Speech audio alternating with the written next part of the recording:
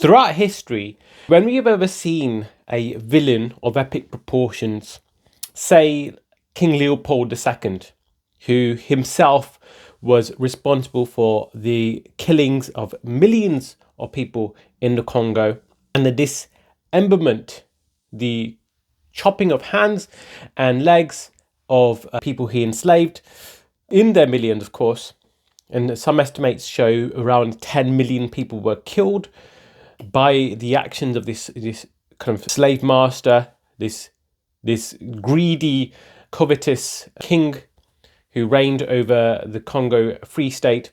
Free State, of course, being a euphemism for freedom for some, not for others. Just ask those who are pushing for free markets, pushing for a libertarian ideal. Some of them are quite fascistic in mindset.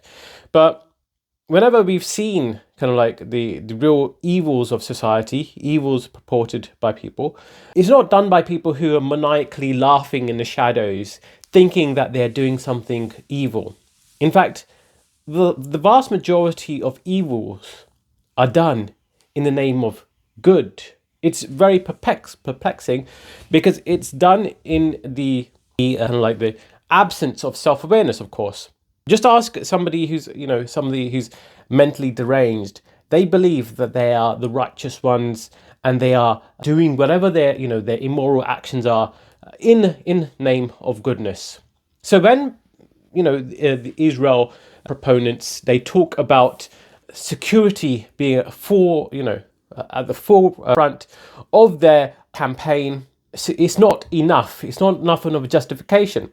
And if you look at the genocide by, let's say, the Ottoman Empire on the Armenians, we see the genocide by the Hutus on the Tutsis in the Rwandan genocide, and now currently the genocide of the Palestinians by the Israelis, which is very much a mirror of the genocide perpetuated by the Third Reich, which is done also in security of the Aryan people.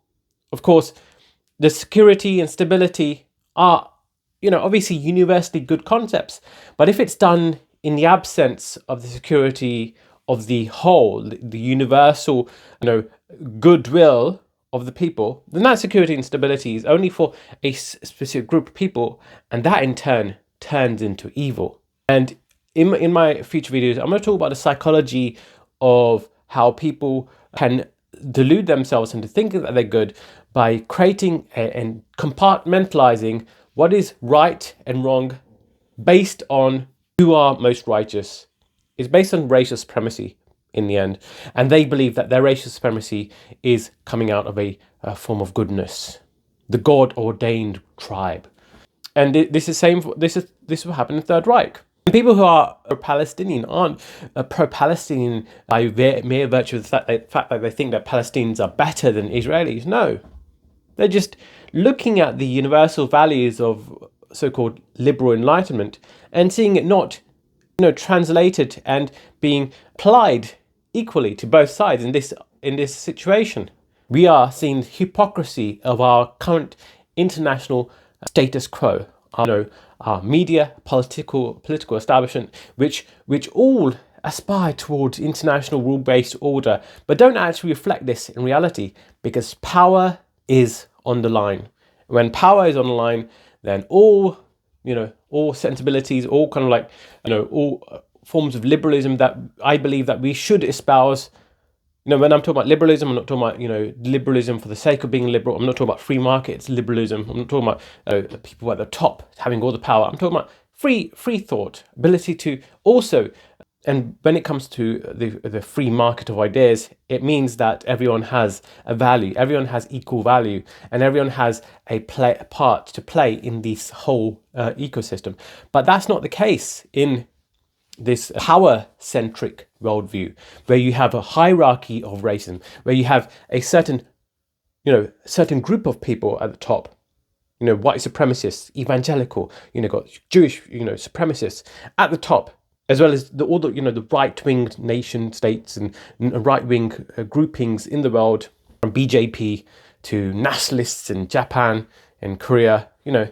They'll want to dominate based on some erroneous belief of either God ordained order or this false sense of meritocracy, as we see in Elon Musk, who did not gain his billions by mere virtue of having more, more intelligence, better, harder working than everyone. No, he just happens to be in the right place at the right time, and the media has just lapped it up. Well, not many people know that Tesla wasn't actually created by him. He was bought by other people who started a company, and he employed the right engineers to actually put together this the company that it is right now. Now, that's not to say that there is positive traits in his ambition, but we can't ignore the fact that this is largely a construct that we are seeing. A lot of it is a mirage.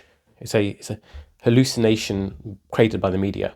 To go back to the original point, people who commit atrocities never do so believing that they are bad or villains. In fact, they may be feeling that they're doing the most moral thing.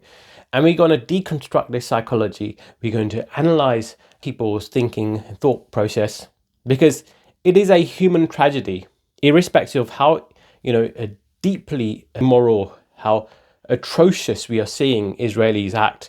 In the end, they're human beings, and we can see their actions and their trauma spiral being reinforced by the education system. And instead of being, siding with people who have, unfortunately, there are people who do not see nuance. There are people who have turned almost anti-Semitic, blaming all Jews.